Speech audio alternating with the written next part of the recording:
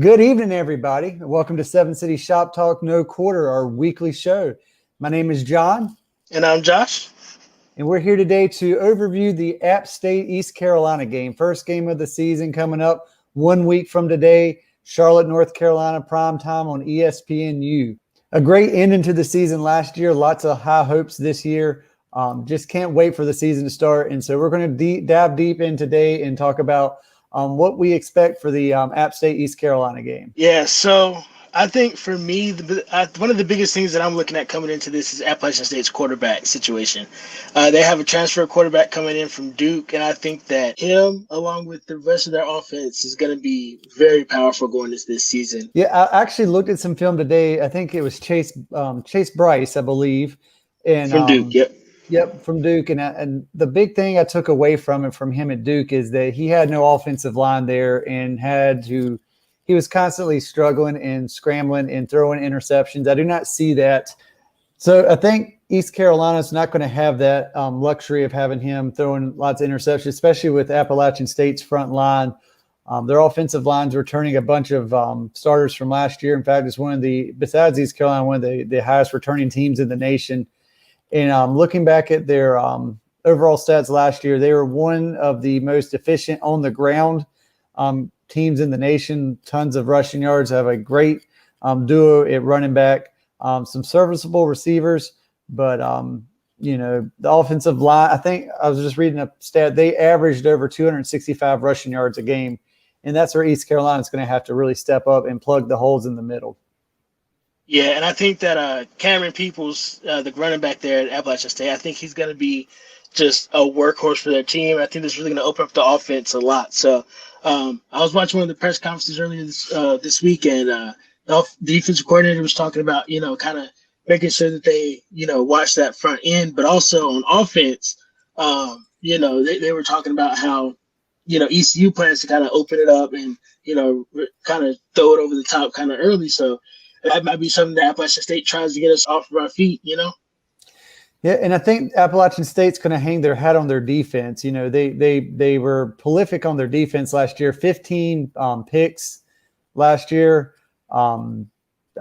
Just phenomenal, just tons of tackles for losses, always keeping teams in an odd or a long third down conversion rates, just everything you want in a defense.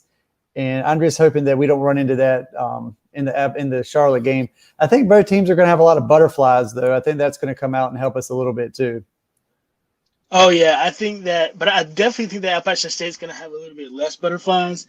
I think ECU is going to come into this game and really be looking to play hard. But I think that they're just going to be excited. I think all the hype that they're getting right now from especially the media and stuff like that, I think that they're just going to be super excited for this game. And I think that that's going to play into a little – I think ECU might start out a little sloppy just because of the excitement. Yeah, and I'm going to take my camera off just because of the glitches we're having. But I think from what I saw in the scrimmage we went to last Saturday, the offense is still – they're always a little bit behind the defense in these early scrimmages. But I think with the offensive coordinators and just Holt Nailers in general, just getting him going early, their short swing passes, those intermediate slants, finding Tyler Snead early, finding CJ and getting him going. Last year, CJ had a great start to the season but fell off mostly because other teams knew to plan for him. But with the loss of Blake Prohl, it's going to be big on CJ to just step up this year and give Holton an outlet just to get him going, get him some reliable short yard catching passes. But I'm going to put a lot of pressure on, or I wouldn't say a lot, but we're going to have a lot of pressure on our running backs too, to step up to try to, keep Appalachian States on their toes and guessing defensively. Yeah, and I think that kind of plays a lot into how the offense is going to be using the tight end this year. Just hearing what the coaches are saying, I think that the tight end is going to be one of those spots that ECU finally uses a lot. From what I'm hearing from the offensive coordinator. So I think that we might have a breakout tight end this year, especially Jones coming from Oklahoma. I think that his addition to the offense, I don't think that they really showed it during the scrimmage, just to kind of keep it hidden. But I think that he's actually going to be a star this year at tight end. And we've been desperate for a good tight end for years. Just something to keep the offense going and keeping defenses off balance. We really need. I feel like when we watched the scrimmage for the first team, the first team moved the ball well when the running backs and the tight end were involved in the passing game. And so I feel like if we get that going and have Holton Ahlers a few different targets for him to make a decision. I was talking to a few guys last week that last year. Holton Ahlers at the beginning of the season did not have much time to make decisions. And we could see when he doesn't have time to make decisions, when he makes mistakes and throws interceptions.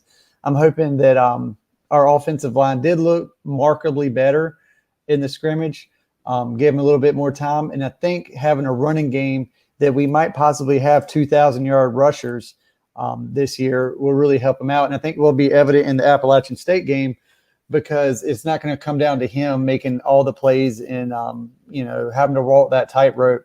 I would say that the Holton's best two games last year were obviously SMU and South Florida, where he didn't make mistakes and had just, a good running game behind him and had his receivers going in the short and then opened up the long game. For us to be successful against Appalachian State, we're going to have to see the same thing pretty early. I wouldn't be surprised for some fake punts, some trick plays early, something to try to get the offense going, keep them on the field.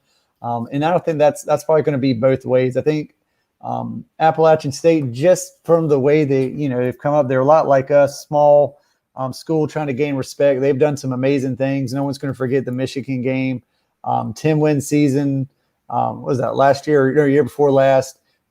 Just always on the cusp of having those 10-win seasons and dominating the Sun Belt.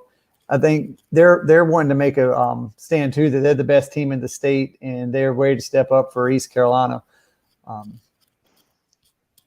Yeah, and I definitely think that that in terms of ECU's offense and the production from the running backs, I think that this addition of the West Virginia transfer is going to really help lighten the load a little bit from our two main backs. But I think that this is going to be, I think that we're really building even more depth at the running back position. That, I mean, it's just a welcome addition at this point. I really hope that he gets to dress out for this game and is able to is ready to go. Yeah, and just watching in the one scrimmage we have and the little bit of practice that film that we have coming out. It just looks like Mitchell and Harris are just, look like they could run through a wall right now. And it always makes me a little nervous. Is that just because we're seeing them against the second team defense sometimes? Is that because the practice is set up differently?